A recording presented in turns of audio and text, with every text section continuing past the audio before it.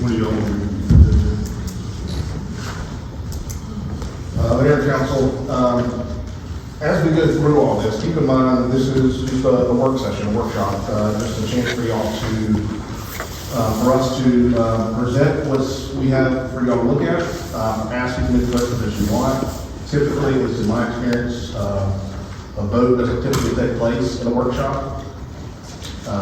But it gives y'all a chance to kind of look through and kind of casually and informally kind of talk about some of this stuff, and then tell me how you'd like for it to be crafted, or like to be updated or changed, or if you like it just the way it is. And that'll be for y'all to review with the next council. So the first thing on there is the police department employee step and grade system. The reason to bring this up, this was something that Chief Halls, and if he has anything he wants to come up and say that I miss, and I can read through this memo if y'all would like, just to have that on record. Would y'all like me to do that? Sure.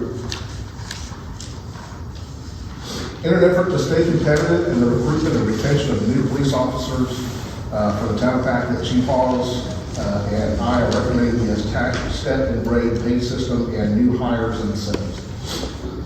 First, the new hire incentives are in the form of $3,000 incentive made payable over 24 months with the Town of Pacolet. Upon completion of their required training, police academy, departmental, etc., new officers will be paid $500. After 12 months, the officer will be paid an additional $1,000, and then after 24 months, the officer will be paid a final payment of $1,500. The payment is made over a 24-month period so that the new officers don't take full advantage of this incentive to remove themselves from employment in less than 24 months. For those transferring into Pacolet that are already in Class 1 training completed, there will be an additional training that the chief will require before new employees would receive the $500. This incentive is designed to attract top talent and give the chief more applicants to choose from to consider. We are looking for the best candidates for the positions available. Regarding the step and grade system, potential officers want to know how they will be compensated before the first year. Many times municipalities give great sign-on bonuses and starting pay, but that encouragement stops with little ongoing incentives to stay with the organization. This proposed system shows a commitment to the officer beyond the initial hire. The attached proposal shows a 2% increase to every officer, Class 1, PFC, Sergeant, and Lieutenant, who stays with the town for over the course of their career. This way they know up front what they can expect to get paid if they make the commitment to come to Pacolet Police Department. Notice there are only 3 lines under the Class 1 officer. This is because after 3 years, a police officer will have gained the rank of private first class. For those that come to the Pacolet Police Department with prior police experience, they will start based on the year of prior service up to 5 years. Any officer with more than 5 years of prior service will only be eligible for the 5 years of service pay level in the Pacolet Police Department. Typically, in a police department, upper level positions do not regularly come available, and when pay increases are based on promotions, an officer is stuck at a particular pay level for an extended period of time. The proposed annual 2% increase approved prior to their hiring shows the commitment that the Town of Pacolet has for the future of the police department. However, if a higher position becomes available and the officer is qualified both in experience and training, the promotion would result in a minimum of a 6% increase from their current pay, and the employee would continue to earn the 2% increase annually. The base pay information that is provided here is in line with what the Town Council passed the June 2nd, 2022 council meeting, except that I've increased the sergeant pay from $43,000 to $45,000 to maintain the 6% increase from position to position. Please note that this is not the only increase an officer will receive in their time with Pacolet. The chief and I are going to create an employee evaluation program to complement this step and grade system so that officers who perform above and beyond work can be rewarded with a merit increase. Annual performance evaluations are one of the steps required to receive any kind of agency accreditation. The Town of Pacolet has saved $103,000 with the reduction of police officers for the month of January 2023. which could be segregated from the general fund and used to assist the cost increase to the budget in lean years. Keep in mind that during times in which the police department is not fully staffed, those unused funds can also be used to offset the annual. And you'll have the spreadsheet in front of you. One note that I'd like to make on here, and Chief, correct me if I'm mistaken on here. Based off of new information of a police officer going through training, we're looking at a minimum or about 22, is that right? The minimum, If everything goes perfectly, 22 weeks. if everything goes perfectly in terms of the training, the academy, everything, someone who has no class 1 officer, so anyone coming in off the street to come and work for the town, a minimum of 22 weeks before they are able to go on their own. Now, there are always things that come up, and there's always possibilities of extending beyond that, but a minimum of 22 weeks. One thing that we have been talking about, and I think are recommending that instead of the 12 months with Pacolet at that $1,000, that 12 months changes to 12 months after they have been, after they're off on their own, after they've gone through their 22 weeks. Am I correct on that? So it could be more than a 24-month process, and it will be for basically every situation where they're going to have to complete that training before they begin their clock, so to speak. And the reason for that is there could have been a situation in which someone starts with the Town of Pacolet, and because of any type of delays or any other issues that are out there, it could be a year before they're to the point where they're off on their own. And so, based on our pay scale system on here, they would end up getting $1,500 at that point. And so, what we're recommending on there, just a slight change to this, so instead of the 12 months with Pacolet, that's 12 months and 24 months, is based on their time after they have been accredited and they're able to go off on their own. So 24 months after they receive the $500. Yes, sir. Yes, sir. Correct. Because their clock doesn't start with the academy.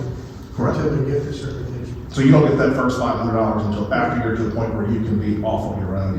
And then that's when your The clock law starts. says 24 months after they graduate, after they get certified. Otherwise, another town will have to buy the training. If you're talking about contract buyouts, yes. It'll be 24 months from the completion of the academy then for that specific incident. Right.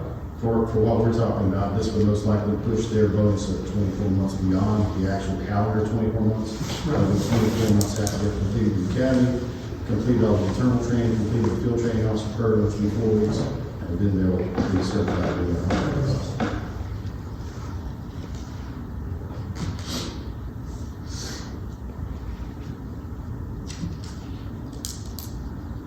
Any other questions? I got a couple. Okay. Is there any way we could get a hypothetical budget? Police department salaries based on, let's say, one class 1 officer, and if we attract top talent, then we fill the rest of the positions at 5 years.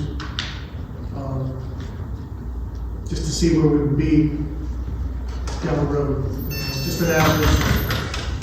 You know, if we did have an officer that comes here and he's got 5 years experience, then we would pay him 5, immediately.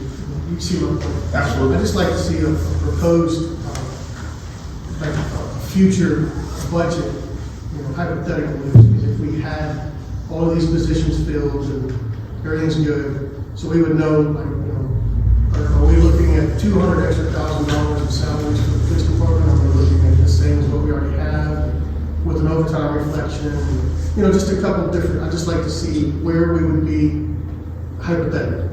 And I may be able to actually do some calculations before the end of today's meeting, because I've already looked into, I went ahead and took all this information here and put it into, I'm doing a draft budget for the 24. And I've already put in there for,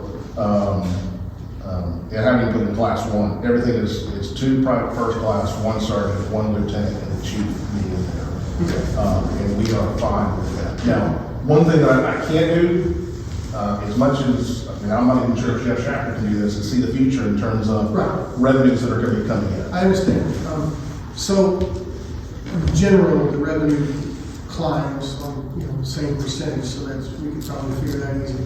Also, maybe get Tony to help you because there's added cost and wages for workers' comp, retirement, insurance. There's a lot of extra costs anytime there's officers' wages or anybody, any employee's wages are increased. There's a lot of extra cost involved in that too. So it's like every line item in the police department will potentially change. So maybe just a reflection of what would change and where it would change if you see what I'm saying. Oh, I have a question,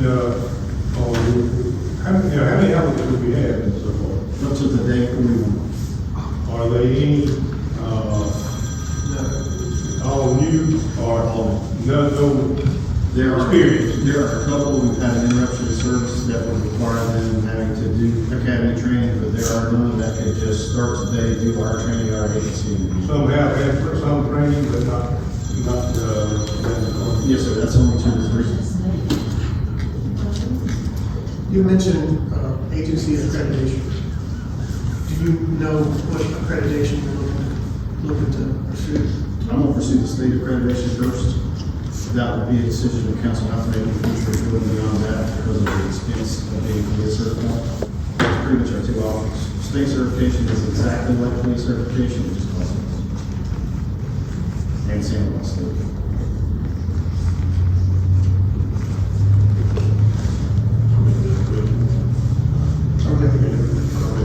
I'm sorry.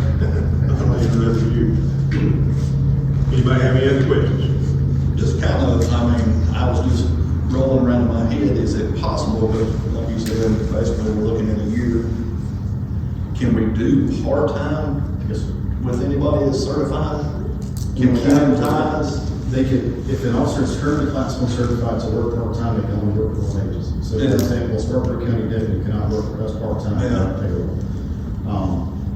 I just got notification from the academy this afternoon, 3 o'clock, they approved my request to become a reserve agency.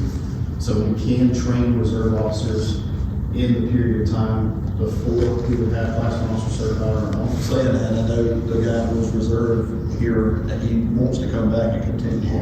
That's fantastic. I'll give you his name.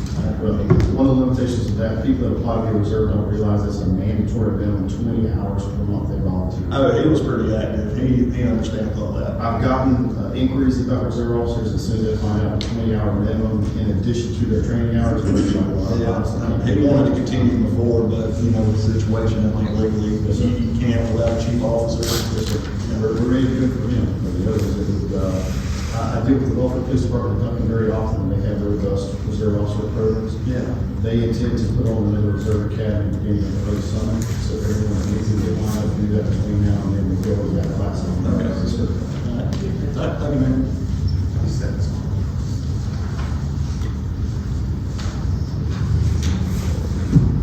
So out of those 41, you're setting up interviews this is Yes, ma'am. Tomorrow and Wednesday morning, we have 14 candidates coming in. Actually, it's now 12. I have 2 that declined today, so now that number's down to 12. Out of those, I think we really lucky to get 1 candidate that I think would be qualified to work for us. The majority of applicants are coming from other agencies, or they're coming from their detention facilities and their jailers. And with that, training is not crossing anyone. We're going to have to start over at 0 with training again.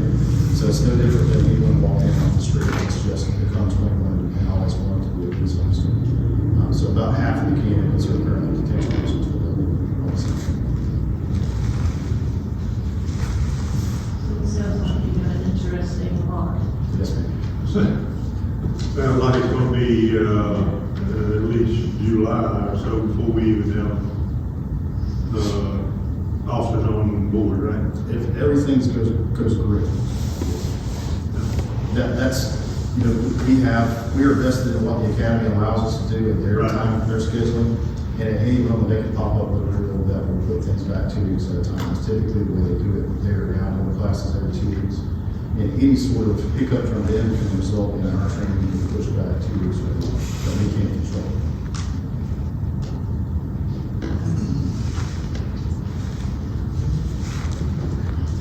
Anybody else?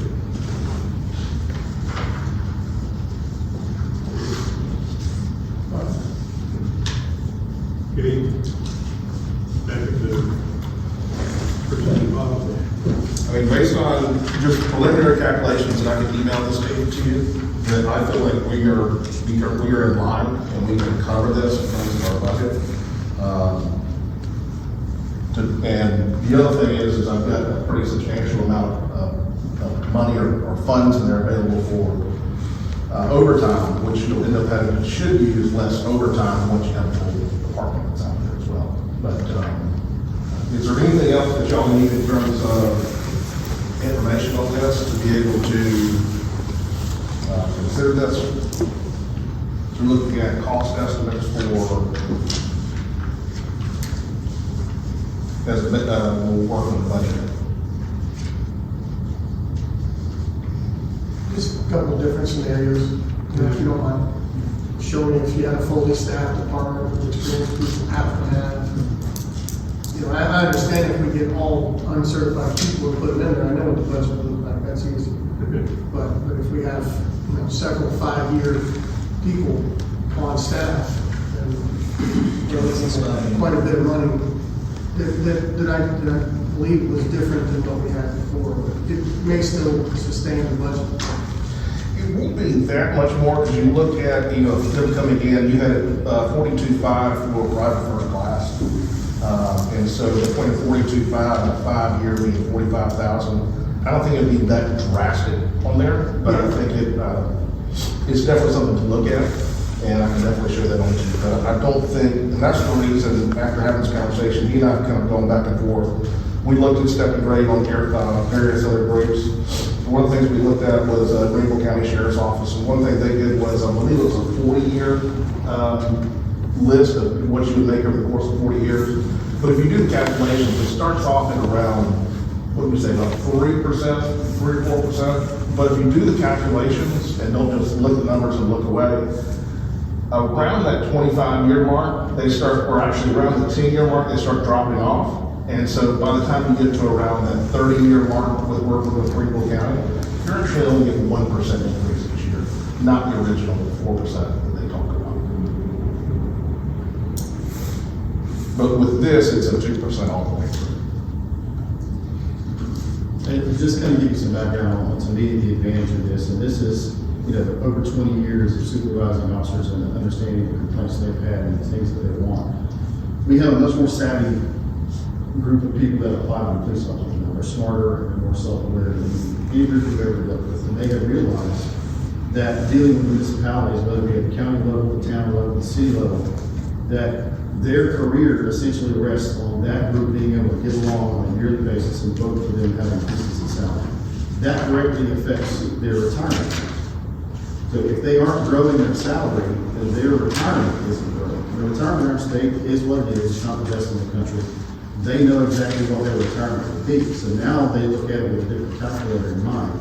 If I'm working here and I get stagnated, bogged down for a couple of years because the budget isn't working right, council can't get along, we can't make a decision, then my retirement isn't growing. And they will actively look for somewhere else to go. That shows them on paper. It's still a 25-year, and it's based, your retirement's based on. I was 25 years old, I got in so long ago, now it's 27. They had to move it up 2 years because they felt like. They still base it off your three highest average quarters, is the way it goes. And you'll begin if you retire at 52% of whatever those 3 highest quarters average. So for most officers, when they retire, that's going to only be $30,000. And they're starting to realize that, and they understand the importance of having someone show them on paper, okay, we believe in you, we're going to try to help you out. I don't want you worrying about this. This is where your career track is essentially going. And that's more terminology other places are using. But this just shows you your career track. It's showing you that we believe in you, and we're not going to have to debate every year your value to us. And we believe that you should have a good retirement in the future. And people are shopping that around much more. When I got into policing in the late 90s, no one paid any attention to that whatsoever. Now, because of the economic developments we've had and all the stress they're going during COVID, this is something that's very important to them and something they actively look for whenever they're deciding who they're going to work for. When we were talking about this initially, I'll tell you, I wasn't initially sold on the idea of a step and grade system only because of the fact that I prefer merit system. I prefer you work hard, you get paid for how well you do. But with the current situation that we're in, with the national shortage of police officers, we're having a significant, very few people want to apply to be a police officer right now. And so we've got to be very competitive to be able to recruit the high level people.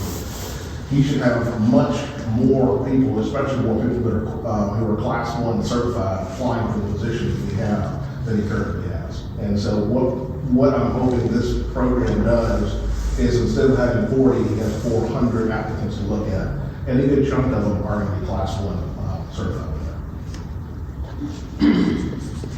But we also put in there the ability to be able to reward individuals, and this will be at a different stage, through an evaluation process, that they may be able to get additional increases based off of how well and with their merits. So when you say reward for additional increases, what about lack of performance? You lose your 2%? If you don't show up, you call in quite often? I think the fact that you've got an at-will state and he's able to just let that person go. At will means a lot of different things. Right. Through evaluation process, and he's got several evaluations that show negative performance on a regular basis, then at that point you can justify termination. For me, that he's talking about, the negative is just as important as possible in this evaluation. I'm not going to string these people on forever if they're getting negative or below average performance evaluations. Has Mr. Frost seen this yet? He's got a copy with y'all, I have a copy on there, but I'll make sure he has a chance to review as well. What are you pointing at exactly? The actual step payment. Oh, yes. Okay.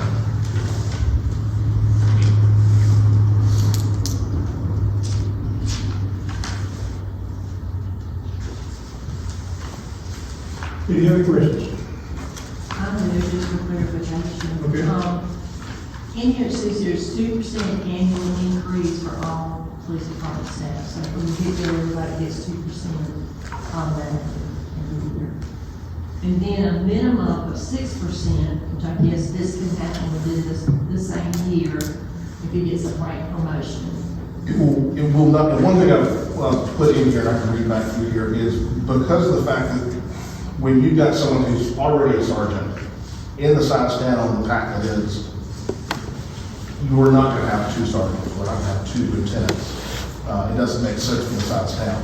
And so, because of the fact that in the police department, you either have to wait till someone either gets in trouble, or leaves, or fired, or something happens to them to be able to get that promotion there. So they get that 2% every year.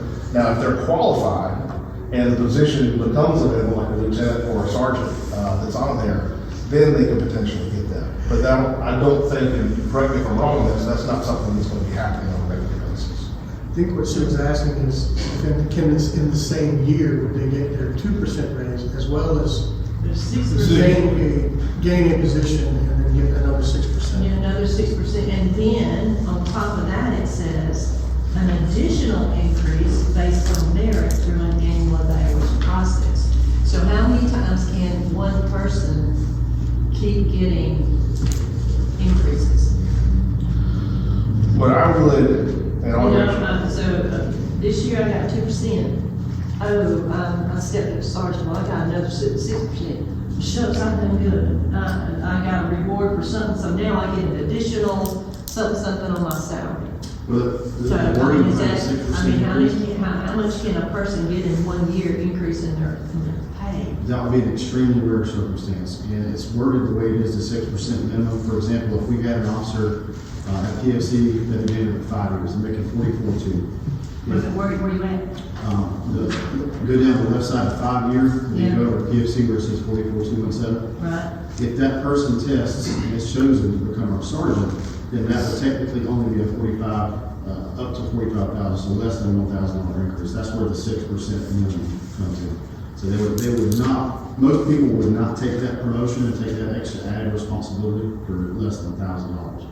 So that would help them look wherever they would land on the scale after that 6% is applied to whatever they have. That's the circumstance of that. And again, these are extremely, I say they're extremely rare circumstances in my estimation of what I've experienced. it would be my luck that we would have 3 of these in a year. But I get your point, I understand exactly. Yeah, because I'm like, shucks, Yes, I mean, you know, I might just be really an outstanding police officer, you know, and, Most of those people would be lower in the pay scale of the rank and grade they are coming from, so that they would just move up to the minimum of that next rank and not necessarily get that next percentage. You understand what I mean? yeah. But it's, I mean, there's a potential, because if I'm increasing my rank to sergeant, and then I've done some outstanding things throughout the year, then I'm gonna be rewarded again on a merit, because isn't that what it says, on merit? And what those merit end up being, we haven't decided that yet. That's still to be determined. But, I mean, at least I would like the opportunity to be able to reward police officers who are going above and beyond, and are just excellent employees. Well, that's what I'm saying, the sergeant can go out there and do something just incredible, and so, that's a merit award right there.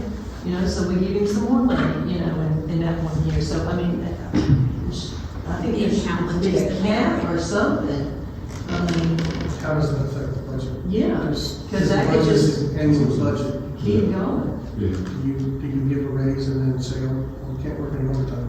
Yeah, I see what you're saying, and that's something about to put some time into interior. I understand exactly what you're doing with that. The word you use, cap, would be appropriate, I think, to. Yeah, I mean, you judges, I mean, 10%, 2 years ago, stuff like that. Some. The chips just kind of fell over the word. And we can set up in such a way maybe that like once you do get that promotional increase, that your time starts over in terms of your next 2%. So you're not getting a That would change your anniversary date. You'll change your anniversary. and the wording matters. It does. How that is written, as to how it's understood, and how we want to add to. Because I think you want to, because then you want to, with the performance evaluation, it would be an annual thing, and that you wouldn't be giving them an increase, a potential merit increase off of a position they've only been into for like 2 or 3 months. You want to wait until at least a year's time for them to be in there to do that new evaluation. I think, Well, maybe not, I just think that we need these to low, cap and all,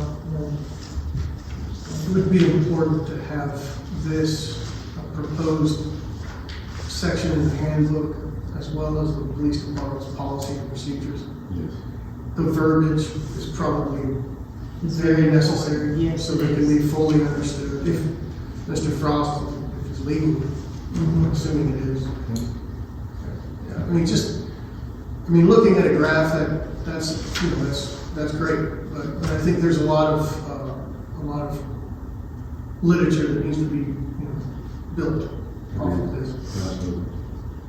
so that there is no question. It is what it is. yeah, this reason is, I just, That 6% minimum primarily associates itself with the promotional aspects, and that's not going to happen very often. It's like you mentioned before, you got that information from the sergeant or lieutenant position, you're not going to be changing like the officer positions for. Those typically are for certain years, if not less than 4 years. So it is absolutely possible.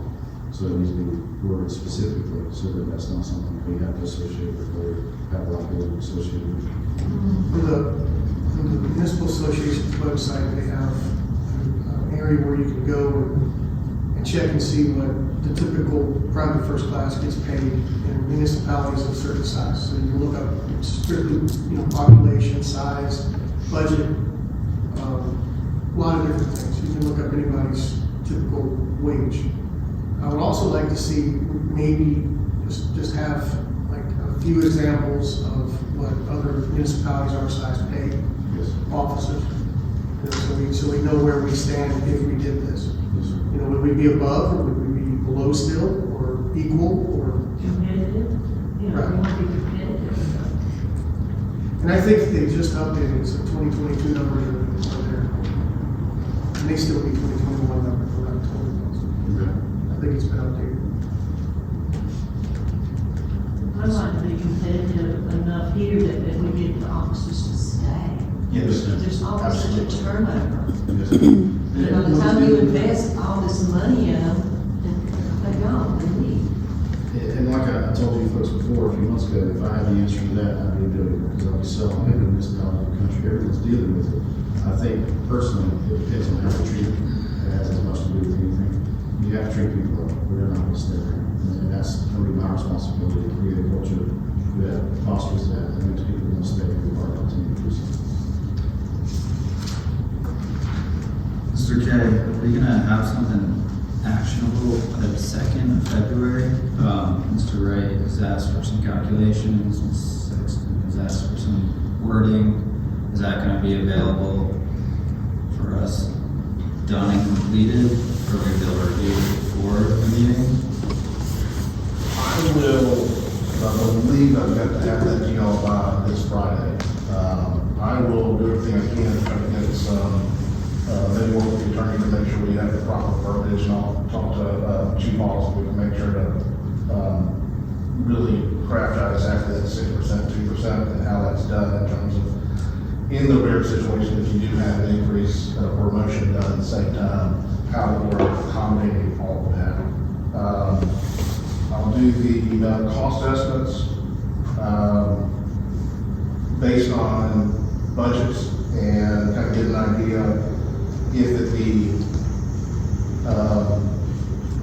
if we have a situation. I think I'm trying to think the most expensive situation we would have, because we talked about this, that even if you have someone who had 5 years experience, they wouldn't immediately jump into a sergeant position, although we're going to start off at PFC. So what I'll look at is the absolute max. So it would be with 5 officers, you would have, the max you have is 1 sergeant, 1 lieutenant, and then 3 PFCs. One aspect of clarification, when a person reaches a certain time, they don't automatically become a certain rank. That will be a promotional, competitive process. They will be competing against everyone else who will apply for that particular position. So we'll have an oral panel interview, we'll have a written test they have to do, and usually have some sort of project presentation that they have to do to reach that. So it's a competitive process, and for those ranks, because of our size, we will take applications from outside of our agency. So we may get someone who's significantly experienced working for the county or one of the cities that will apply to these ranking positions. It's not just, they've been here X amount of time, congratulations, you're a sergeant. They haven't earned that, they have to go through that testing process. I have a question, Patrick. Do you necessarily have to have both the step in pay or step in grade system and the employee evaluation? Or can you just have one, or do you necessarily have to have both? Or are you doing it to help with retention? It could be held off for now, and kind of see how things go. To me, I just, for this, you end up basically, this is what you're guaranteed to get. Every year, 2% across the board. I'm just personally the kind of person that I don't like the idea that you reward a person for just being there. Does that make sense? And not to say that any officer is just gonna just be there, but, and I don't want to accuse anything of that. I want to say is if there is a possibility of being, showing up early, great, great attitude, great reports from the citizens. I mean, there was a report that I saw somewhere that I got pulled over by one of your officers, and even though I got pulled over, he was probably the nicest. It was probably the nicest ticket that I've ever gotten. I've heard that in another town. And so, just that good reward, whatever the chief may set up in terms of merit, I want to be able to reward those people who are going a little bit above and beyond, more than just the 2%. It may not work out the budget. It may not work out that we're able to do that. So and what I've seen it happen in other communities is they do an annual evaluation system. They say you can get anywhere from 1 to 2 or 3% increase, depending on what it is. And actually the way it was done in my last town was you are eligible when the next budget season comes around. Now it'd still be up to council to vote in that increase. And that's how it was done in the last time. I think that's what makes sense to me. Yeah. It's because, like, for example, if you're hiring for a sergeant or a lieutenant's position, and somebody with 12 years' experience comes from Spartanburg County, because then we'll finally pay them for them to want to make the change, then you're immediately filling the position with $60,000 a year, whereas a person prior to that may have been $15,000 less a year. That's a considerable change in the budget that Well, the only I would thing, hate to do amendments to a budget based on personnel, hiring, things like that. Once you make a budget, you make a budget. right, now, one thing that I would say on there is that, anybody that would come in, even if they had, they were previously, 30 years experience, they're really awesome, everything that's out there, as far as, you correct me if I'm wrong with this, the most they could end up coming in at is 44,217 at the 5-year mark of private first class. Is that correct? No one would be coming on, even if they had 5 years experience as a lieutenant or a sergeant, they wouldn't come in as a 5-year or 10-year. So he said that the position was open and he intends on hiring outside of the department as well for a sergeant or lieutenant position. Then that individual would come to town, work here with X amount of experience into that position. They would start at the grade 5. They would have to start at the base for that rank, especially if they're coming from the outside. That only applies to the PFCs and the class 1 officers, is where they're coming in as far as starting. So if you were going to hire for the lieutenant's position, they would have to come in at the 5-year mark, 52,995. That's not the way we discussed it. We discussed starting with the base lieutenant pay. They're coming from outside the agency. Okay, trying to figure out what you mean. Um, If they're applying from outside the agency, let's say somebody from Spartanburg County is applying to be a lieutenant. They come in and they've got 10 years experience. Do they get the 10-year experience pay? No, sir. They come in, we advertise what our lieutenant pay is, and our lieutenant pay is what our lieutenant pay. Okay, so then they would start at 0? They'll start 48. 48. 48, yes, sir. All right, I see what you're saying. That's year 0 for lieutenant, and the same thing for sergeant. If we brought somebody from the outside to start at sergeant, they'll start at year 0, start at 45. So it is service with Pacolet regardless. It's service with Pacolet except for the private first class.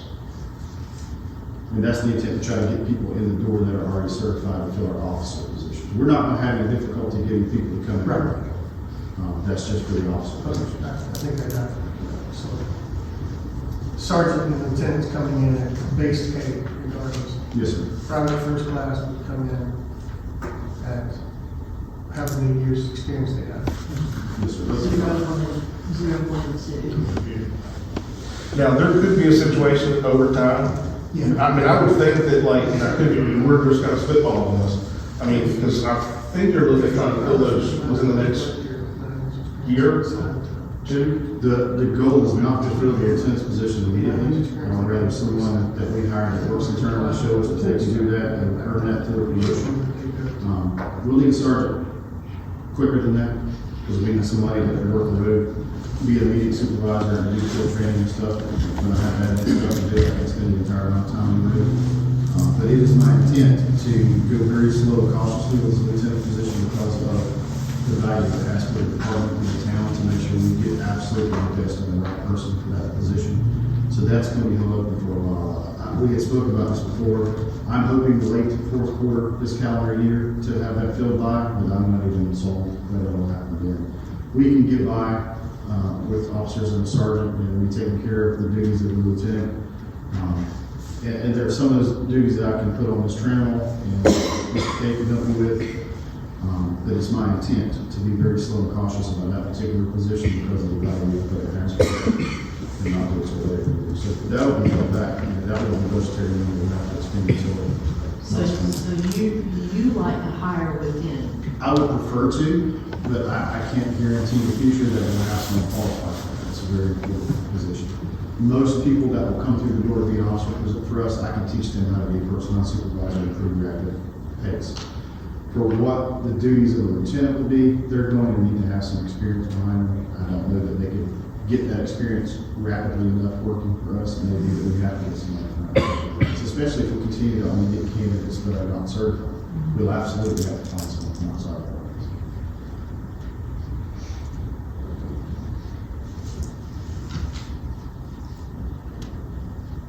Okay. Any other questions? To kind of give you an idea, in terms of will our budget be able to support it, we talked at the retreat as a possibility of doing some type of public works crew to come out there and do cleanup and do various types of stuff in terms of landscaping, that sort of thing. I've got all of that and this in the budget for next year, and it still balances.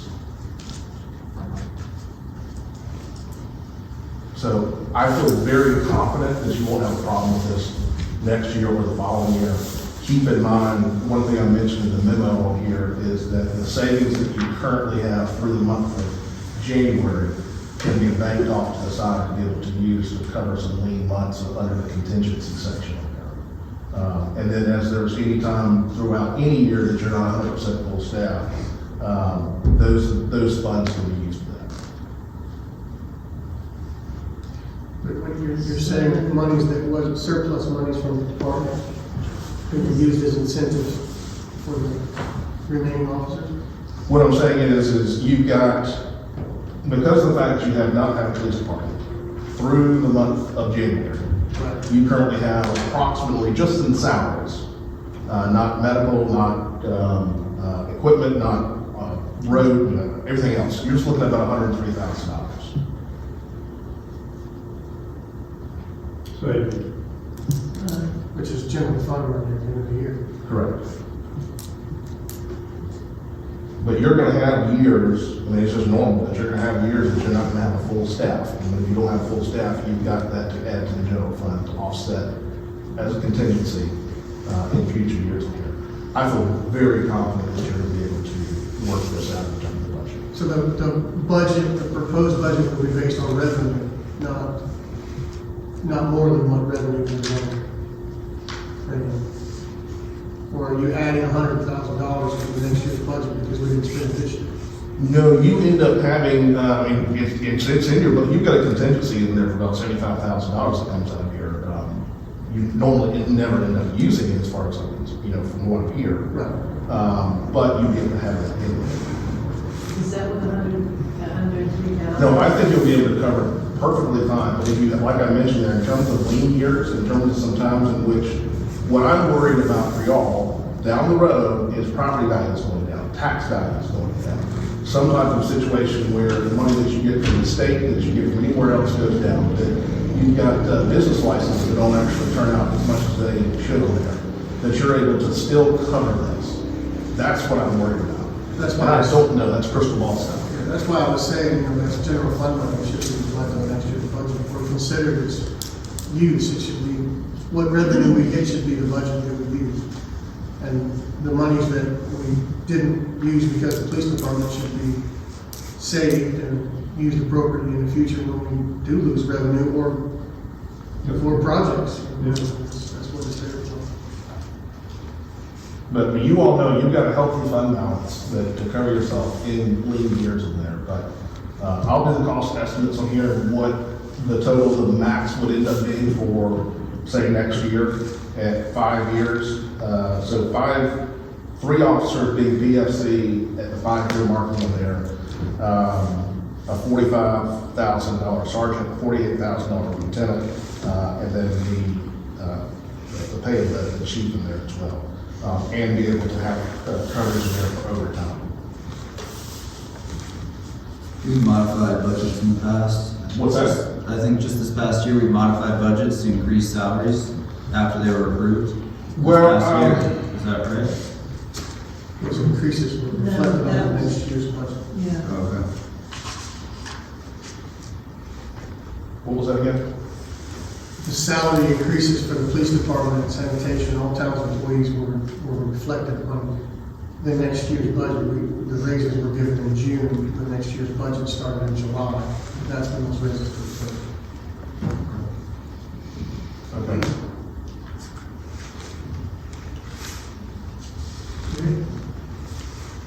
everybody fine with that? Okay.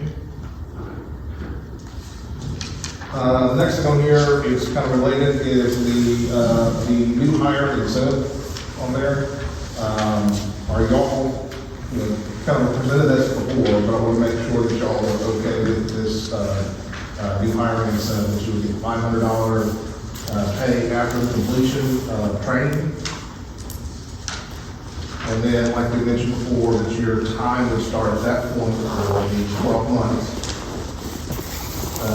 With the time of practice for the 1,000, and then the 24 months beyond that. So when he gets through with his training, he receives $500 at that time. Correct. And then at that point, his clock starts, or her clock starts at that point, and after 12 months, would get $1,000, and after 24 months, would get $1,500. So is that $1,000 paid out, I guess, at that anniversary date, or at the beginning of the next following year, following an anniversary date? How does that? It would be a specific anniversary to their graduation from our field training program. Okay. They are not an operational officer until they graduate from them. So is that like a one lump sum? Is it paid separate as the bonus? The $1,000 and $1,500, Yes. it would be a check separate from their pay, but I would imagine it's still going to be taxed. Oh, yeah. But it would be a one-time check, yes, of $1,000. Instead of doing the $3,000 up front, we want to make sure that they stay. And we want to make sure that they can pass the academy and all the training and everything needs to be done to be able to be out there in service. And this is to keep them from coming the first day, getting $3,000 and walking out and saying thank you. The only thing I've been thinking about is like with hiring bonuses and everything like that is the employees that we have, such as Tony, Travis, and Mike, that have been here and been loyal for years. I mean, I feel like they probably deserve some sort of compensation as well. I mean, there's currently annual bonuses in the sense of Christmas bonuses that are on there. But the reason this is being done, at least this is my opinion here, and this is what ended up happening in my last job, is that there's currently a national shortage of police officers. There's extremely hard to get police officers to apply for jobs. I mean, same way where I work at, there's a shortage of electricians, we can't hire one. Then, you know, I mean, we have, there's problems with CDL drivers and everything. I mean, it's not really a police issue, which I know, you know, we're focusing on police right now, but I think, you know, for them being loyal, I mean, something's deserved there. And it'd be up to y'all if y'all want to do that. I mean, this is more or less a hiring bonus and I understand, but I think we're small enough where we can make it more fair towards everyone. One thing we could look at, I mean, you know, as we mentioned before, the idea of doing a merit system and doing annual evaluations, could it be done through something like that?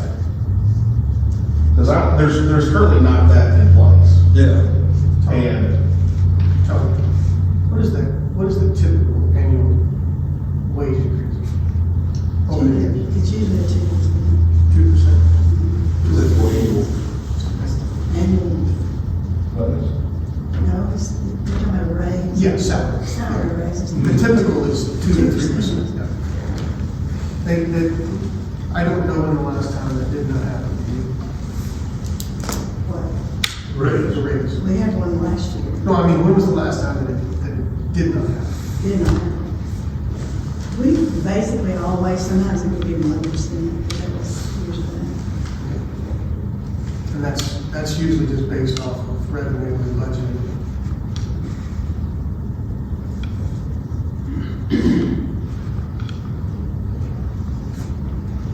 No, I completely agree. And there's gonna be concerns, when you've got, new people coming on and they're getting something that someone else is not getting. Yeah, and I mean, Tony's been here, I hate to say this, Tony, but you've been here longer than I've been alive, and I mean, that has to hold some. It's been here longer than most of them. I mean, 40 years. Mike and Travis, they've been here well over 10 years, and I just think, you know, a merit. I mean, I'm, you know, something like that, but I just. There's already supposed to be evaluations before.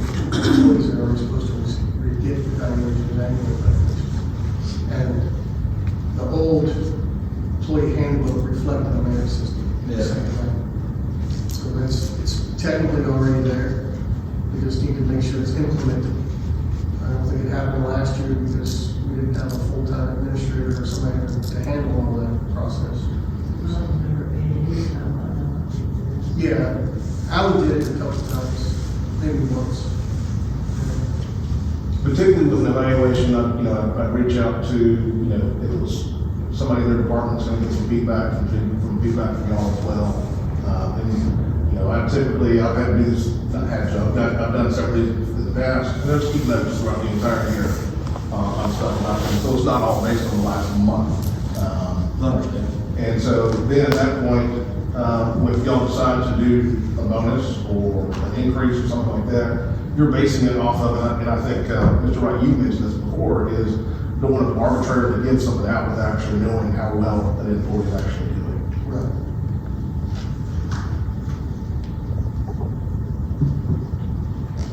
Any other questions? Okay.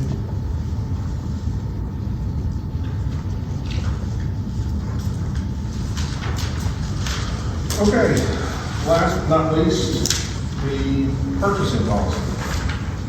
And I will read the memo that I have here, and we'll work from there. The purchasing policy that is referenced in chapter 2, administration currently states that the purchasing agent, currently the town administrator, cannot spend more than $500 without council approval, since anything over $500 must be competitively bid. This, of course, creates a lot of bottlenecks throughout the day-to-day operations of the town. On the January agenda to purchase pure equipment, cleaning of buildings owned by the town, and upgrading the phone system cannot be done without the approval of the town council. I brought this up to council member, and this is actually also in my duties, is to evaluate the purchasing policy and to make recommendations to y'all often. Another addition shows items that are expected from the purchasing policy. I'm sorry, this was a typo, and I apologize, I was reading back through this. Another addition shows items that are exempted from the purchasing policy, which would include postage, computer software, membership fees, professional training, and ammunition for the police department. These items can be purchased by the department head or administrator as needed, as long as the total yearly cost stays within the budget amount. This amendment is based on the wording of the town accountants, where the town administrator is authorized to spend up to $2,500 without the requirement of competitive quotations. And in the purchasing agent can spend up to just below $20,000 without council approval, and bids must be taken for purchases up to $1,000 or more. The town of Lyman can make purchases up to $5,000 without the formal approval of council. And I believe these updates to our purchasing policy make the town more efficient and will in the end save the town money. So what I had sent you at the last council meeting is slightly different than what I sent you today, because there was one concern, and I believe it could be considered as a contradiction in terms of the section from section 2-86, and it should say number 11 on here, of the $5,000. I changed it to that the town administrator, as long as it doesn't require formal bids. And then the next section here, which would be section 2-143, completely replaces the existing section 2-143. And I've included a copy of what the purchasing policy currently states, so that y'all can look back and forth and reference that. But any purchase not exceeding $2,500 may be accomplished without securing competitive quotations if the prices are considered to be fair and reasonable. Competitive quotations may only be taken when the purchasing agent suspects the price may be not fair and reasonable in comparison to previous price paid, personal knowledge of the price range of the item involved. Every effort should be made to distribute such purchase equitably among qualified suppliers. Any purchases over $2,500 but not exceeding $5,000 shall require 3 bids, world bids, and may be accepted. So the idea is anything over $2,500 up to $5,000 would still require bids, but those bids could be taken in-house and would be documented, but it would not require going to council for approval of that bid once the lowest bid is chosen. And anything over $5,000 shall require formal contract procedure, which will be written in writing, advertised on the town website, bulletin board, and state procurement website, and given not less than 15 days to respond in the event of emergency affecting the public welfare. And this is something that you already have on there, that was on the previous, the health and safety of the public or town employees. However, the provisions of this section shall not apply. A full report of the circumstances of an emergency purchase shall be filed by the purchasing agent with the town administrator, with the town council, and shall be entered in the minutes of the council. And then the following items and services are exempt from this section and need not be purchased through the standard procurement process. This would be office supplies, computer software, computer network hardware, postage stamps and mailing fees, membership fees, professional fees, registration fees, advertisement time, or space in newspapers, radio, television, etc., professional training, attorney and legal fees, and ammunition for the police department.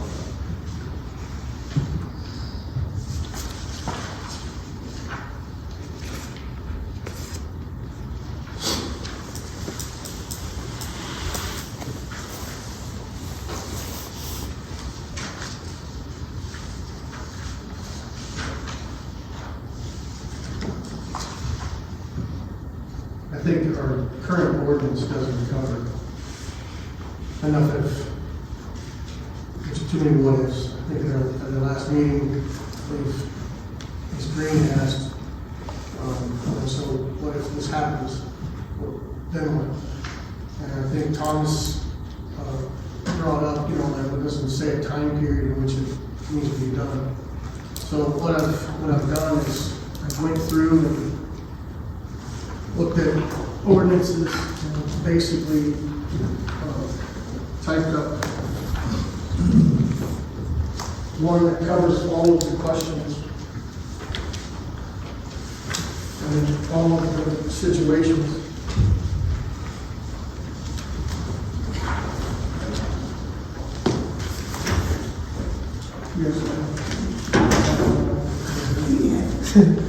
So anyway, so one of the things is, in an emergency, there wasn't a timeline.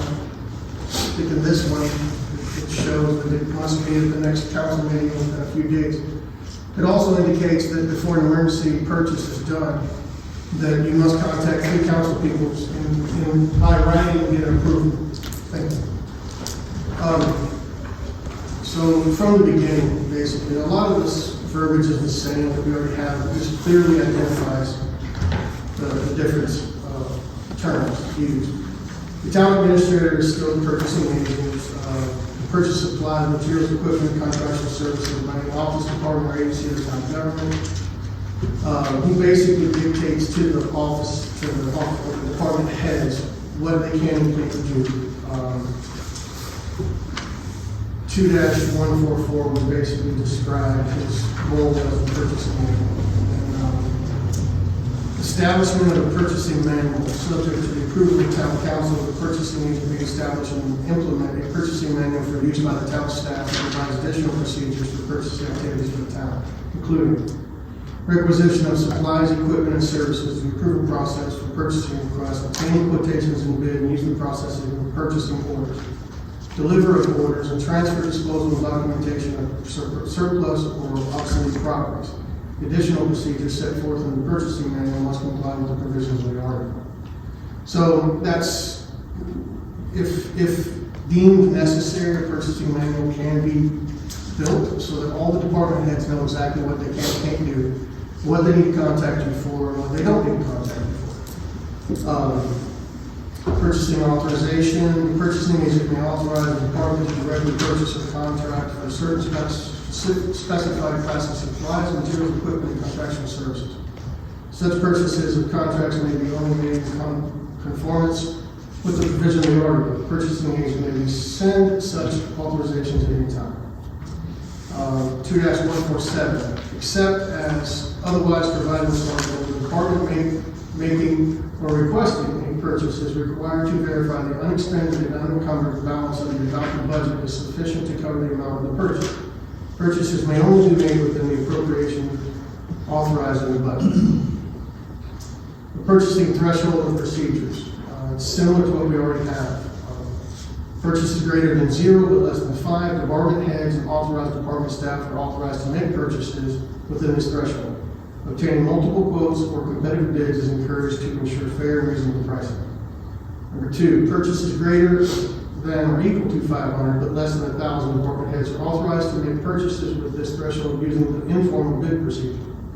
Purchases greater than or equal to 1,000 but less than 3,000, department heads are authorized to make this purchase with the threshold using the written informal bid procedure with the purchasing agent's approval, meaning the administrator would have to be asked if that's appropriate. Purchases greater than or equal to 3,000 at this threshold, the purchase must be made by the purchasing agent with approval of council, meaning anything less than 3,000 would not have to come to council for approval. Anything over 3,000 would have to come to council for approval. Very similar to what our current ordinance already has.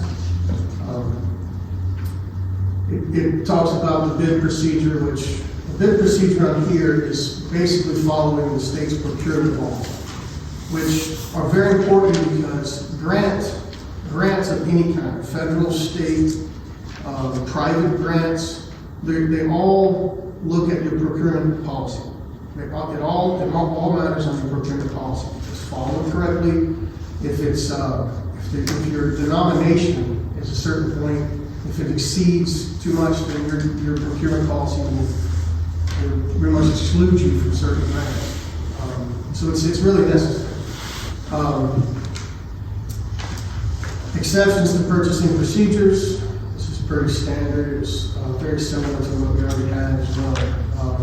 In the case of an emergency, which threatens the public health and safety and welfare of the town, the administrator, subject to approval of 3 council persons by communication and whatever means are available to the administrator, shall have the authority to suspend the formal competitive bidding procedures here described and extent required to meet the emergency. Where possible, the approval shall be in writing. If this is not possible due to the nature of emergency, town administrator authorized purchase without the necessary approval of council. A full written report of circumstances of any emergency purchase must be filed with the town clerk within 2 business days and incorporated in the minutes of the next council meeting. And then it gives a list of exactly what must be written in the report. So, I'm sorry, so we're going over this because of the emergency. No, this basically this covers a lot of the questions that we had. So one of the things that I noticed in the last ordinance, what the proposed changes were to be made says up to $5,000. And then a separate line item actually says the authority and agent of purchasing agent shall have the authority to award contracts within the purview of this article. Provided, however, the contracts in excess of $3,000 shall not be awarded without prior approval of council. So if we were to have amended the ordinances to reflect 2-143, it was conflicting with 2-146. We couldn't do that. As well, I don't think that our attorney was involved in writing of the proposed ordinances at all, and it specifically says that he must be involved. Town attorney shall appoint or employ from time to time such person or persons to provide legal services to town and assist the town attorney in carrying out duties of legal services for the town. He or she shall draw or supervise the drawing or drafting of all ordinances and other instruments related to the business of the town. So prior to a first reading on this. This is not a first reading. Well, the last council meeting, it was asked to have a first reading. So our attorney had not had time to even review the ordinance. Is what I meant. No offense to our attorney, but I need to give it to him 2 weeks in advance. Okay. I'm just pointing it out, that's all. I get that. No, I completely understand everything needs to be reviewed before coming through here. The reason that all of this is I took the time to write this, actually my wife took a lot of time to write it all up. But it really A lot of gives this stuff is a copy clear- and pasted from other communities. Some, yes. Because I've read this almost exact word for word on another community, because I'd asked Appalachian Council of Governments to send me several copies, and this is almost word for word from another community. Right. I didn't necessarily like the municipal association stuff on this. They actually have a template, and it just was not in depth enough, sort of like our own was not in depth enough. This one has pretty much, it gives all the descriptions and you know, exactly what you're supposed to do. Kind of like what we had already. The very last page, it has the penalty section, 2-158. Any person violating any provision of this chapter for which no specific penalty is described shall be subject to section 1-4. Sanctions. Council may impose the following sanctions on employees for violating sections 2-14 through 2-153. Oral written reprimand, suspension, or termination. Penalties. The value of anything transferred or received in breach of the section by an employee or officer be recovered from either the person who contracts for the purchase of supplies, equipment, services, professional services, construction, and manner the person must, contrary to requirement, allow for all costs and damage of the town of violation. Any person, firm, or corporation violating the provision shall be deemed guilty of misdemeanor upon conviction, therefore fined around 500 in prison for a period not exceeding 30 days. So basically, it just kind of gives all the ifs and buts of what we had before.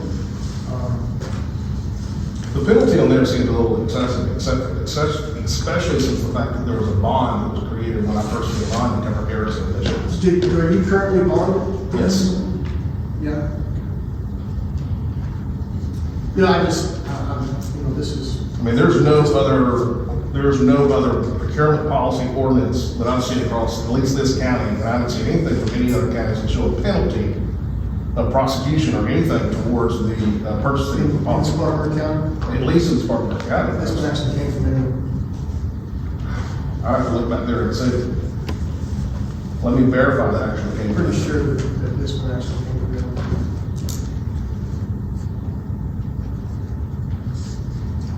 But that is very unheard of to have a penalty in something like this. Well, I mean, so the whole point is if the procurement policy is broken, it just doesn't mean anything. What's that?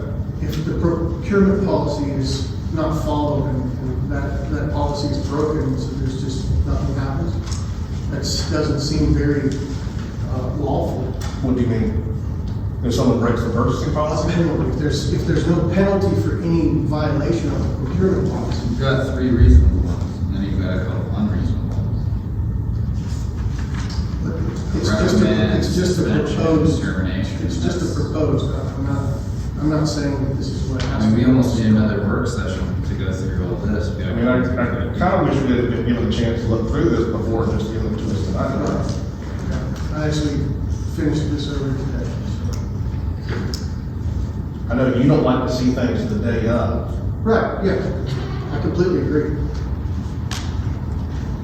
We're not voting on this today. We're not voting on anything today, but No, we're not voting, this is just information for you to review, you know, so, because Right, but if we're we're gonna supposed to vote, pick an ordinance that identifies the policy. we're voting next week, hopefully, if we can get some traction.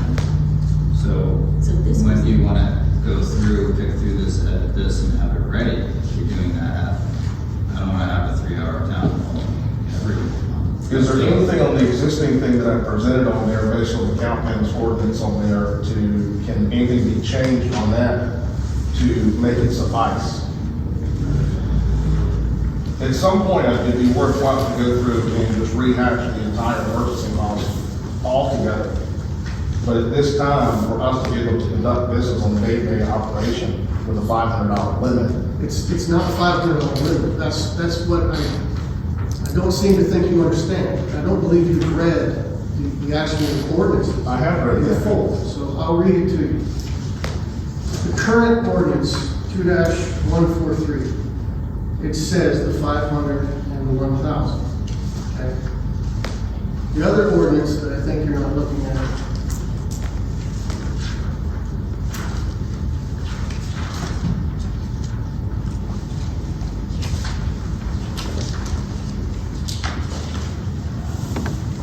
I see what you've got on there, but the problem ends up happening on another ordinance, section 2-186, general duties, under section 11, The town administrator has to authorize the purchase of services or materials, supplements, and equipment which do not require the taking of bids.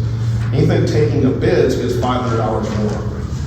Right, okay, so the current ordinances say, authority and agent, the purchasing agent shall have the authority to award contracts within the purview of this market, provided however that contracts in excess of $3,000 shall not be awarded without prior approval of council.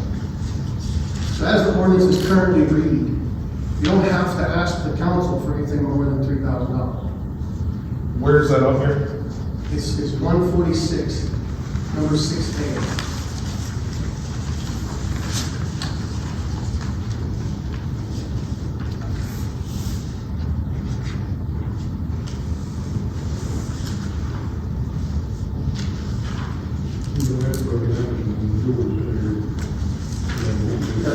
This part that was left on the table is not what's currently on our ordinances. Our ordinances says something completely different. Yeah, this is different. The ordinances that the town currently has. What I handed you is not what we currently have. They didn't have. Yeah, so that's a different section. That's because the numbers had to change to fit. So you're reading. But currently, This is the current town ordinance. But currently, with the town administrator acting as the purchasing policy person, the town administrator does not have the ability to do anything, and if authorized to spend anything that does not require taking bids. So the only person that can do it is council.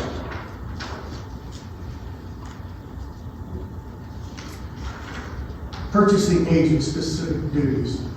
Purchase of supplies, materials, equipment, contractual services by an office, department, or agency of the town government. Storage, distribution of all supplies, materials, equipment, acquired by any office, department, or agency of the town government. Establish written specifications whenever practical for supplies. Anyway, it's 1 through 6 on the very, section 2, on the very first item of the thing. Purchasing policy. Section 2-143, the current ordinances say bidding competitive section required exception.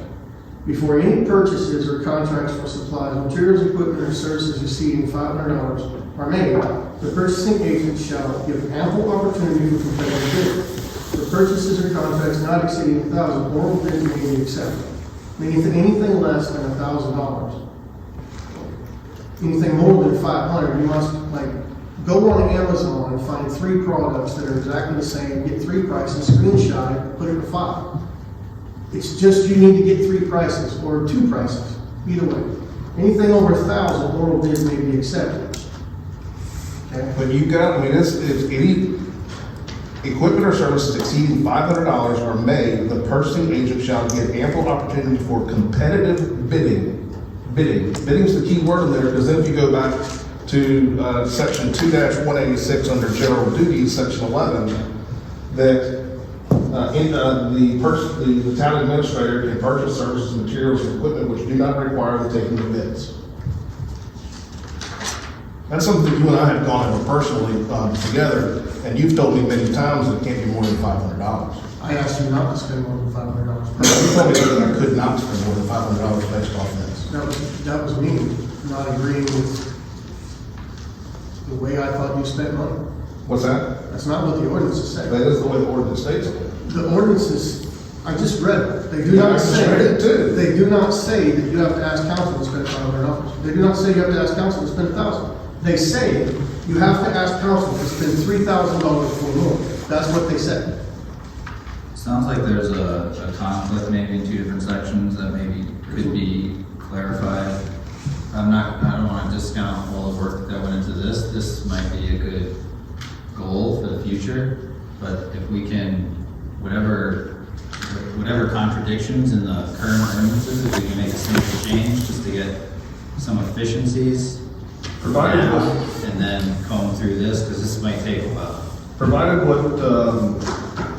based off of the concerns in terms of the bidding thing on here, what I have presented is pending approval from the attorney, would be able to suffice us with that. Now, there could be changes that are on here, and I even went through it and I said, you know what, there's gonna be some changes that they're probably recommended. And one of the things that I would recommend, based off of some of the conversations that we end up having, at the last meeting was that under the proposed section 2-143, that you end up changing section 4 for shall be entered into the minutes, and you could have on there at the next possible council meeting to make sure that as soon as something happens. But I like the wording of the 3 council members being, knowing about this prior. I would like for it to be set up, and I think that what you had proposed says this, that it can be done via email. Is that fine, or does it have to be? It's whatever form you have available to the administrator communicating with. So that can end up being verbal as well. Yeah, I mean, email has to be, the response has to be a written response. Did you say written response? I thought anything that I So you have the record of it. Yeah, I mean, I think there definitely should be a record of it. Where possible, the approval shall be in writing. That or, a record of it, or, Yeah, so any emergency money spent, there has to be a very clear record of events that led to that. Absolutely. The Municipal Association of South Carolina has a very clear identifying chapter on what constitutes an emergency. Tornadoes, earthquakes, polio outbreak, I mean, who knows? It's very clear what they have. And that's another option on here, is actually to put in a definition of what's considered emergency. Right. And that can end up taking care of a lot of it. The reason that this is put together is so that, the lawyer have the opportunity to review it, all council members have the opportunity to review it, and what's necessary is our ordinance our current ordinances have so many typos, they have so many errors that are contradictory. This clearly defines what we should and should not do, and it's lawful. well, let me ask you this. What we have is for current ordinances, he's allowed to go up to $3,000, is that right? Correct, yeah. Depending on how you interpret it. But I'd like it to go up to 5,000 personally, but I think that would help more in terms of what ends up being spent. Now, granted, that does not mean that I'm not taking bids, because all that would be being documented, and all that stuff would be provided at the council meeting in terms of all of the bidding and stuff that goes on.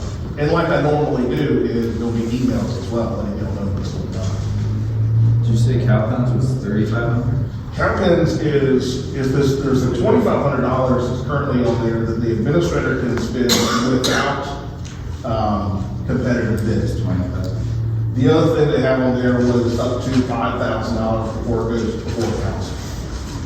Okay, I hear, there's a lot of comparing to other municipalities. Right. And I know each municipality is different from the other. Yes. Some municipalities have more money in their budget than other municipalities. So I don't see how we can compare ourselves to what we can spend or not spend, or allow or not allow, compared on what another municipality has. It can be used as a guide, yes. Absolutely. But we're constantly saying, well, Calhoun does this, and so and so Well, does this this, isn't- and so and so does that. So, I mean, they are a little bit bigger town. They have more in a budget. So yes, if we have more in a budget, then there's more allowed to do this. If we don't have this much in the budget, then we shouldn't have this much. he's not going up to the level of Calhoun anyway. Well, yeah. I mean, he's using that as an example. Well, I understand. He's not gonna spend money we don't have, it's just he's allowed to if it's there. I think there should be checks and balances, absolutely checks and balances on everything. And that's what this does. This has checks and balances on everything. It still gives you full opportunity to spend $3,000 without asking the council. I think that's plenty enough for the size of our budget. Inman's budget is 4 times ours, maybe more than that. Calvin's is considerably higher than ours too. I'm not sure Calpins is that much higher, because they're actually smaller in terms of population than we currently are. Right, okay, regardless. But as far as business, I'm not looking at the denomination or the value of how much you're allowed to spend, because that is, to me, that's not important. What's important is making sure that there's checks and balances and that we're managing what we're doing right. Absolutely. We're doing it the right way. And just going in and changing a section in a purchasing policy just to be able to spend $5,000 but it's conflicting with the rest of the ordinances. That doesn't make any sense. I mean, it has to be done correctly. If we're going to change it, why don't we change it to include all the checks and balances that are necessary? That's what I was saying. I mean, what's wrong with us keeping the policy like it is? You were in understanding that you couldn't spend $500, but the ordinance says $3,000. What I would suggest, and based on our conversation here, is that instead of anything under $1,000 can be done without quotations on there. And anything at $5,000 and above is counts. Everything between $1,000 and $5,000 would still require bids to be documented, and we need even make sure that it's written bid for how real it needs to be done. I'm fine with adding all these checks and balances. There's a lot of quality stuff in here. It's just, if we're gonna do a comprehensive overhaul of our ordinances, can we get something in place that allows us to, do some small stuff and go forward? What is changing it? What is not changing it going to affect? That's what I'm doing. We are spending. Well, as long as we're clear, because because Patrick seems to think that you told him not to spend more than 500. I did, that's what I told him. You know he's allowed to In a spend meeting, when I found out that he spent $3,500 in emergency money with no approval, no ask, and still don't have the documentation 2 months ago, I told him, you don't need to spend more than $500. He was sitting there, and he looked at it and agreed. Why? That's not in that ordinance. Why would you say that? Because that was my personal preference. Don't spend more than $500. I mean, I'm allowed to tell him I'm agreeing. I think that's more than an opinion, if you're saying that was just an opinion. That's fine. He can read the ordinances and he can figure out what he can and can't do. Well, there is The some, way I there's read some the ordinance contradictory on there language. is I agree with you on there, that I can't spend more than $500. If that's your interpretation, then I'm fine with that. But that's not what it says. It says 3,000, very clear. I would hate to make a purchase over $500 and have another council member disagree with what you've said on there, and then I'm violating the ordinance. I would hate for you to make a purchase and not ask the council if that's something that we'd like to do anyway. The administrator is not there to just do as he pleases. Oh, I agree. The administrator is there to carry out the wishes of the council, regardless. So just popping in with ideas and just spending money, that's not the way it's ever supposed to work. It's supposed to work with, hey, I got this idea, and this is what I believe it may cost. If it's less than 3,000, can I go ahead and go for it? Absolutely, no problem. It's regardless, you're supposed to ask the council to spend any money whatsoever. So it doesn't make any difference what denomination is in the ordinance. What matters really is do we have checks and balances for that? If something is done, is there a penalty for it? If the ordinance is violated, what do we do? If you decide to spend $3,001, what happens? As it is right now, nothing. Actually, there is, because I mean, as far as I read it, and the attorney can correct me if I'm wrong on this, a violation of the ordinance is the same thing as a violation of ordinance for code enforcement. And the highest penalty that we currently have is $500 and up to 30 days in prison, which I'm not too excited about that. Right, I mean, and so I can agree with that. The issue is, how do we validate whether it was broken or not? Right, no, I completely agree that emergency is well defined. It has to be well defined. I mean, why wouldn't we want a comprehensive change? I mean, if you don't like this verbiage, that's fine, but if we're gonna talk about changing the purchasing policy, any change to a purchasing policy, the whole thing needs to be changed. The entire policy is. Okay, I don't think y'all are either side hearing me.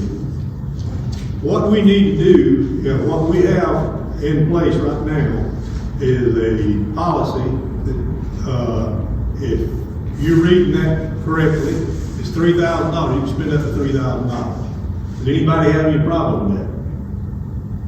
Do y'all think it's, does it read, do you think it contradicts the $500? I don't have a copy in front of me, I wish I did. Okay, well, if you don't, then we can keep the original policy, the ordinance, and go forward with it. He's authorized to do up to $3,000, but he's going to like Jason said though, if he's gonna spend something, then, you know, he will tell us what, you know, he should tell us what he plans on doing. And, that way, you don't have to change what you have right here. We have a chance to read over this. Absolutely. And the lawyer has a chance to read over it and make sure that we want to change it to this, or how we want to change it.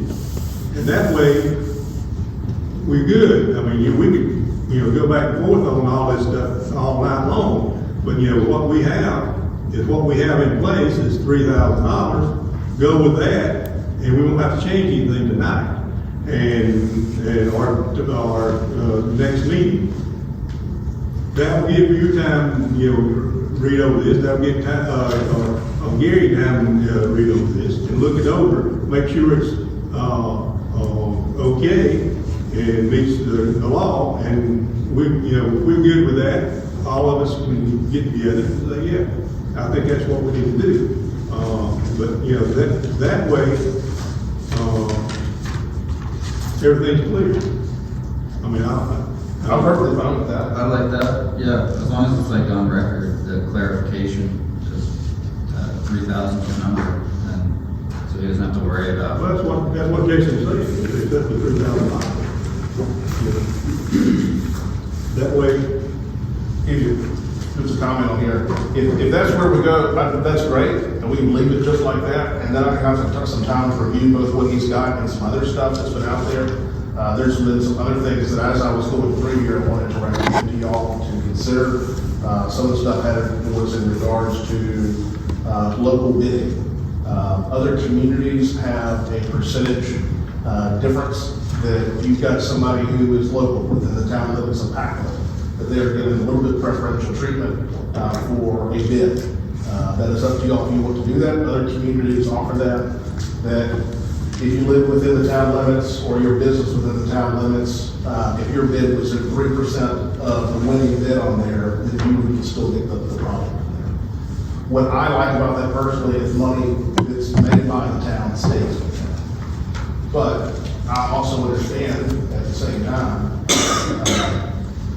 you have a fiduciary responsibility to your citizens out there, as I do, to get the absolute lowest price. So these are just some questions I've got. As we're looking through making some updates to the purchasing policy, is that something that you want me to look at, send y'all some options on there to consider? You don't have to make a decision now. I just wondered if y'all would like to see that sort of stuff. You don't have to actually do anything. If you like, what I can do is put together a list of several different things that y'all may or may not want to consider. but what we want you to do, continue doing what the ordinance says now. Yes. And then if you recommend something, you know, we'll incorporate it in all this. And if that's what we want, we'll incorporate it in, just, you know, and go from there. So anything up to, just want to make sure I understand, anything up to $3,000 on there, still has to be competitively bid, but does not need to come to council for approval. Now, will be documented, and y'all will have a document of what that is on there. We would like to know, you know, beforehand, you know. Absolutely. And I don't see why not email or whatever, and fine, just let us all know what you have planned, you know, not just going out. Absolutely, absolutely. One other thing that came up that I wanted to get y'all's opinion on this as it relates to purchasing. Mr. Hood had recently asked for lighting at the intersection of Hillbrook and Sunset. Now, at $10 a month for 3 years, it falls under any purchasing policy that's out there. I personally believe, even though it falls under that, you have to sign a 3-year contract to do that.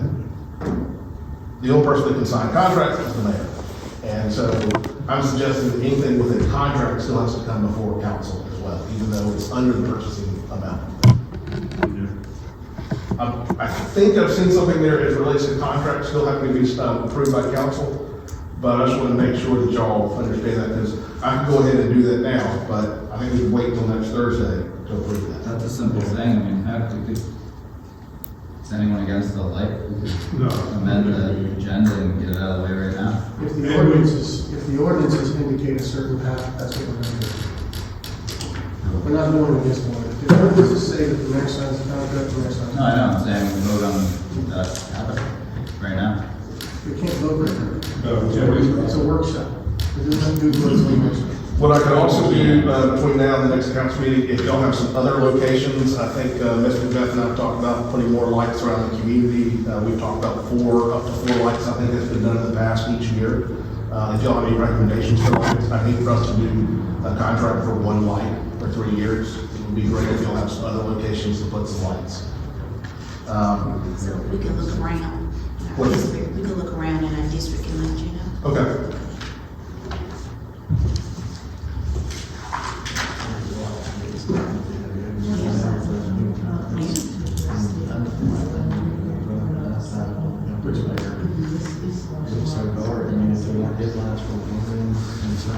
Just keep in mind on that note, there are several lights that are out in the Lockhart Power District. They're a little harder to notify and get back on. Duke has a very easy system that you can get on there. So if you have residents who have lights that are out in the Duke Energy area, that's quick. I mean, any violation of any ordinance. I just want to address the elephant in the room here, and this goes way back. I think April's been trying to get it out, but hasn't been able to get it out. And the reason why I think the ordinance came up as far as the purchasing is because of the emergency ordinance is because you broke an ordinance, and that's what I think a little bit what we're here for, and I guess I'm trying to understand too that the ordinance was broke. And while everybody is here, who can understand if it was or was not, with the emergency of lighting for the museum. No one was noticed, no one was notified, we're not there. The attorney's here, we can ask him. Paid $3,000, how much was it? It's $3,500 for the light ordinance. Yeah, and it was deemed an emergency. We had not had lights in there for like 50 whatever plus years. I know the history committee was just formed. It was not necessarily an emergency that the history committee hurry up and get down there and see what's down there to do this, and this, that. 2 or 3 weeks could have gone by to get the bids as the ordinance states. So the ordinance being broken is what upset some of us council members because it was not addressed. It wasn't written into the minutes as the ordinance says. So, Mr. Gary Frost, you are here. Was it broken or not? And if so, what is done? And the ordinance. I want that clarified because that's just been going on and on and on and on. Okay. As far as the emergency now, according to what Jason was talking about, it's, they have a clear definition of emergency now. We did have an extensive mold problem down there. Well, this wasn't for mold, it was for lighting, so I I know, was. but you got to see the mold, you got to, if you turn the lights on so you can see what all the mold is. That wasn't the reason. I know Dark- you're dark saying, is Let me clarify, just one moment. Sorry. In the email, it actually states that after the lights were on, then the mold was identified. So the lights were done prior to identifying the mold issue in the basement. That's exactly what the email indicates.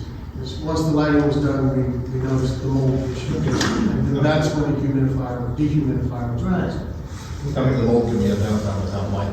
I agree. Well, but that's irrelevant, because what it was said, it was done to get lights for the history committee to get down there and identify what was there and not there. So that's irrelevant to what we're going to stick to what it was said it was for. The history committee to get down there and see what's good or bad or whatever. It's been down there for years and years, there was no rush. The history committee was formed. It was the history committee, maybe I wanted to hurry to get there, well, wait, buddy, I gotta put some bid out here, to get, whatever my ordinance says is what I need to do. And because if why have an ordinance if we're not gonna follow the ordinance that we have? So, Mr. Gary Cross, was it broken or not? Let me make a comment. Was that, I'm Mr. Gary Cross. Well, you declared that I broke an ordinance first, and I'd like to answer that first, because I don't believe I did break an ordinance, because under your section for emergency is describes emergency affecting the public welfare, the health or safety of the public or town employees. And not having lighting down there, I believe, does affect the health and safety of public for town employees.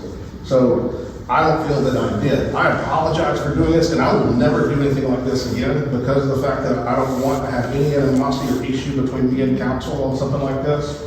But this was not done maliciously. This was done for the health and safety of public welfare. So I feel that I did not break the ordinance that's on there. And so I just want to make sure that's stated.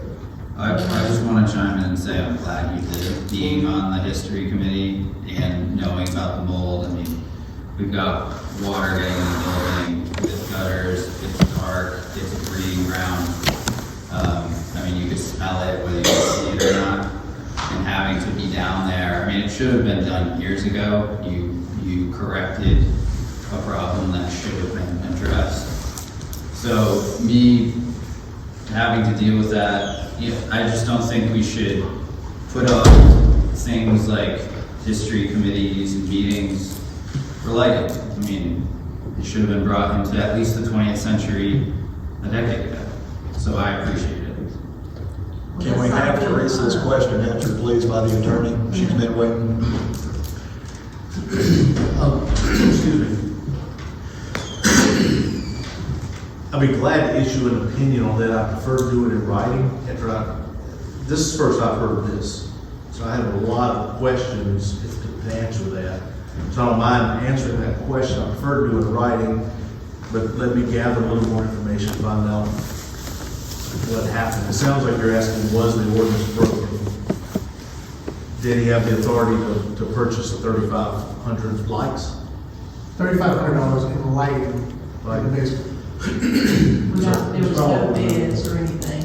And I keep hearing, water, mold, that's irrelevant to the fact, because what it was said for was lighting for the history committee. So the mold in the water, yes, I'm glad we were able to see that after the lighting was here, but the mold in the water is not the issue.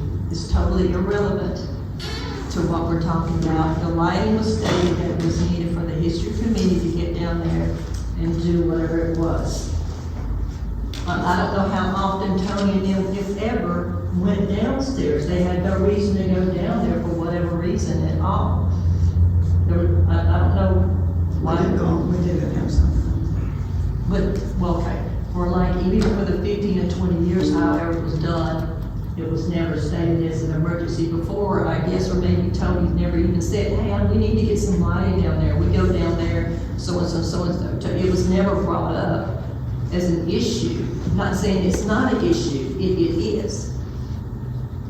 But the relevancy of it stating the fact that it was done for the history committee is what the decision should be based on, not what came after, but what it stated that it was done for.